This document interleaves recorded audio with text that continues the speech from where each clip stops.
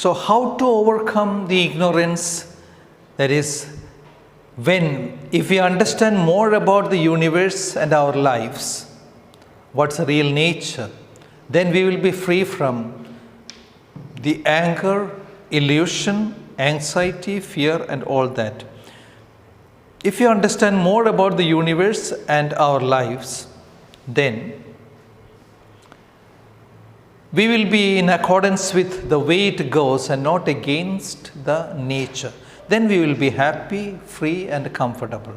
Many people live, act, and behave in accordance with their traditions, customs, and habits without knowing what they really are, just like the 5 desirous pleasures.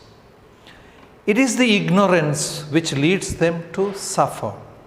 Many people are born and then die without understanding what they really are. That's why they undergo rebirth from life to life. In samsara, ignorance can be regarded as the blockage to our own Buddha's nature, which is yet to be developed and enlightened. Ignorance is an incomplete and imperfect understanding, illusion, unconsciousness, defilement, and impurities of the mind. It is the primary cause of suffering and rebirth. Ignorance is a condition for mental formation. So what is that ignorance? That is one of the basic concept which Buddhism gives. Why there is suffering? And we come to that if it's one depending on the other, ignorance, mental formation, and all these 12 links which we have seen, consciousness, name and form, 6 senses, contact, feeling, craving, clinging, becoming, birth, aging and death, leading again to ignorance. So ignorance seems to be the starting point. And what is ignorance? It is the false understanding or the lack of right understanding with regard to what is happening to us or what's the reason why we are here, what are we really searching for, and what is that happiness which we think of. So many people live and act and behave in accordance with their traditions, customs, habits without knowing what they really are, just like the 5 desirous pleasures.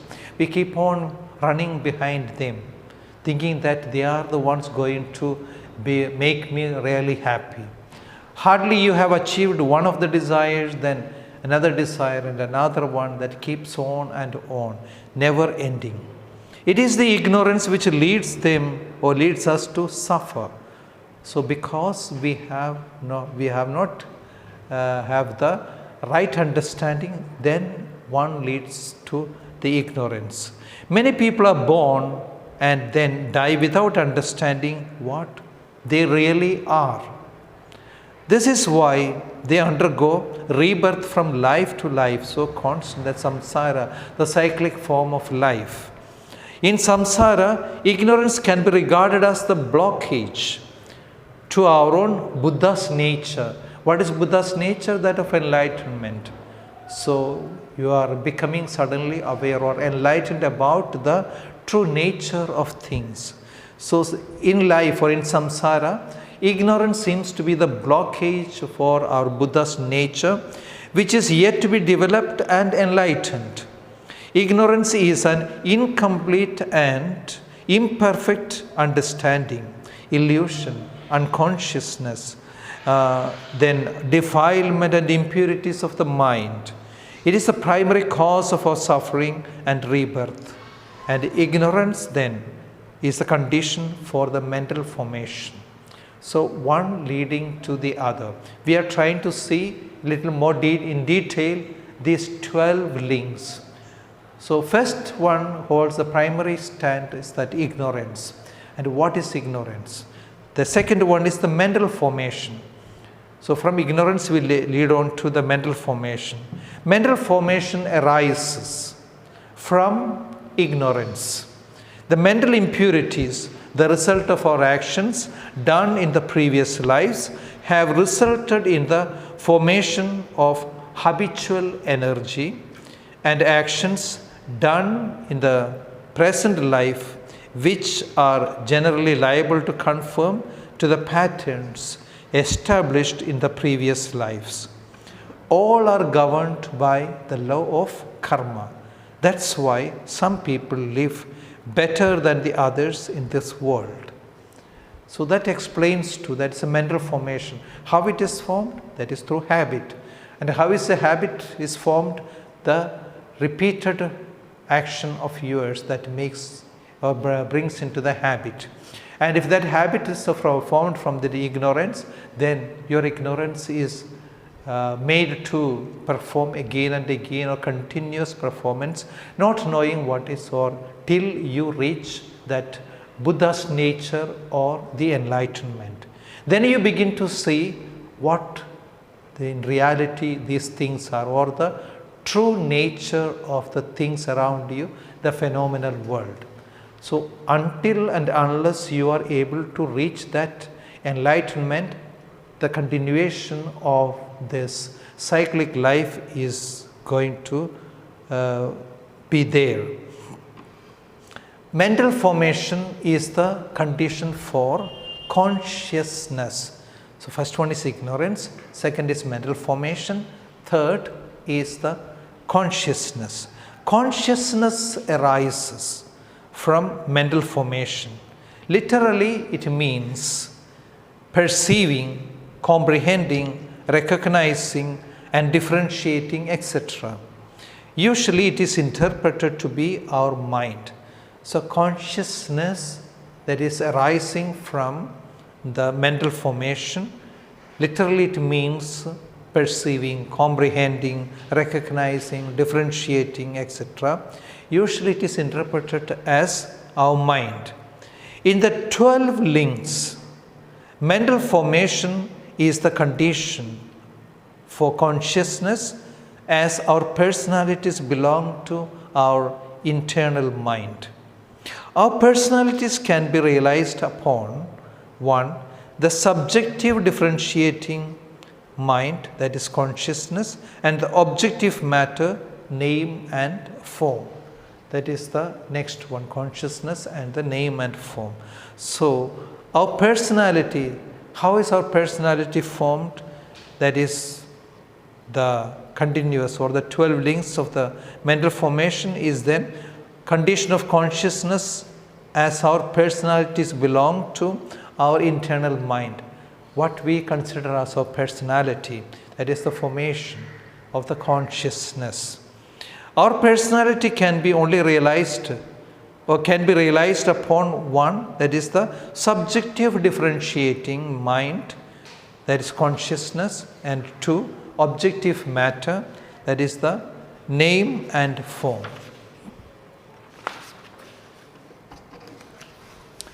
Consciousness is a condition for name and form. So from the consciousness, we go on to the next link, that is the name and form. Name and form is the combination of spirit and matter, mind and body, the duality. It refers to 5 skandhas or aggregates, that is form, feeling, perception, mental formation and consciousness. Form has its color and shape, and the other 4 do not. Therefore, they are called name. Name and form is a condition for the 6 senses. So what is name and form? It is a combination of spirit and matter, mind and body. It refers to 5 skandhas or aggregate. Form, feeling, perception, mental formation and consciousness. These are the name and form. And they are called, therefore, from the form has got color and shape, and the other 4 do not. That is, therefore they are called name. Name and form is the condition for the 6 senses.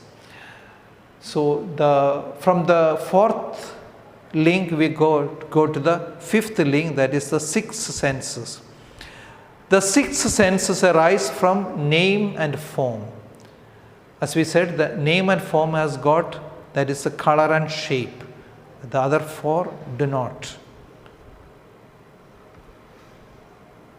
That is the feeling, perception, mental formation and consciousness. They do not have, that is the form and shape, whereas only the for the color and shape, whereas form has got the color and shape that differentiates it from other four. Then this leads to the six senses. The six senses arise from form, name and form. They are eye, ear, nose, tongue, body and mind. These six organs are the tools used to get in contact with the external objects and to be aware of the existence of an objective matter.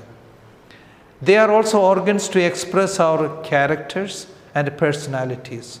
The six senses are the conditions for contact. So what are the six senses? They are the so-called receivers of the information which we receive. So they are the ones through which our knowledge, or how do I come to know about things, the objective world. So through these senses, or the six senses are the means through which I come to know about an objective world. The six senses arise from name and form, and in that name and form has got color and shape, whereas name, the other four things, feeling, perception, mental formation, consciousness, they do not have the color and shape.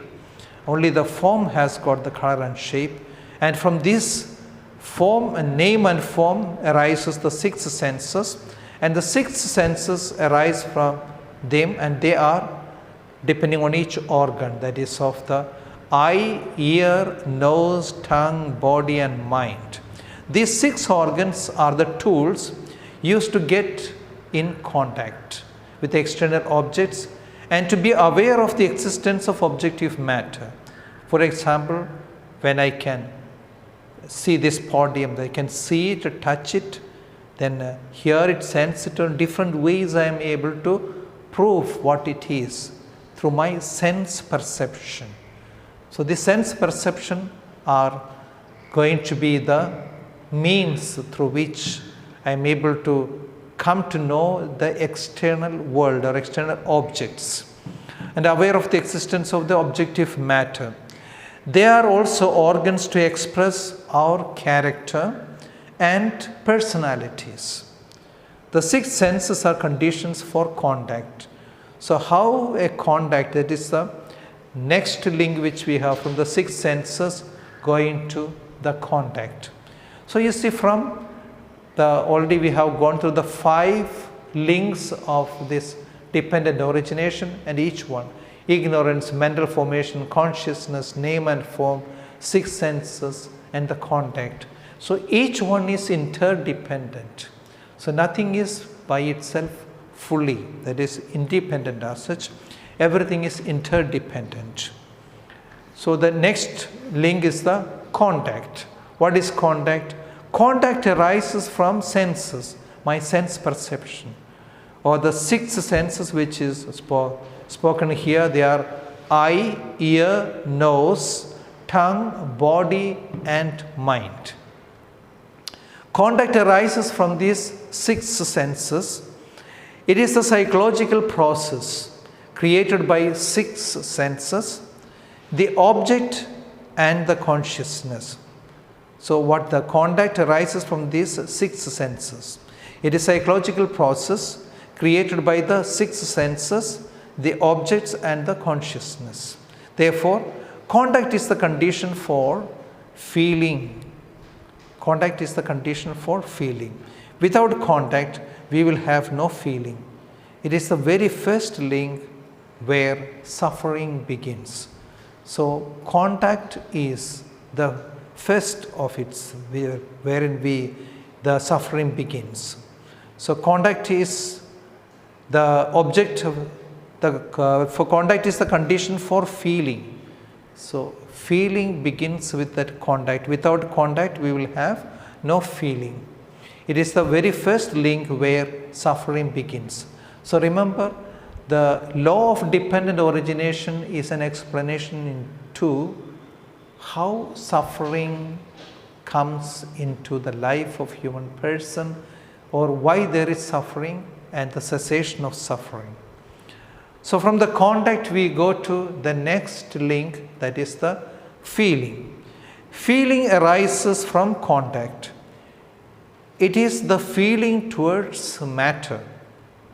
There are three kinds of feeling, namely suffering, pleasure, no suffering, no pleasure. So there are three types of that. There are three kinds of feeling, namely suffering, pleasure, no suffering, no pleasure. Feeling is a condition for craving. So feeling can be, that is the one link. Feeling that is arises from contact, and feeling is towards the matter, the objects to which I want to belong to or possess. There are three kinds of feeling, namely suffering, pleasure, no suffering, no pleasure. Feeling is the condition for craving. That is the next eighth link which we want to explain, the craving. Craving arises from contact. It is the sensuous desire, pursuit for pleasure, attachment to gain, and fear of loss. So what is that craving? Craving for things. So we are trying to explain how the suffering comes into the life of human being. From ignorance we have traveled up to the contact, and the contact is going to be the first one in the aspect of suffering.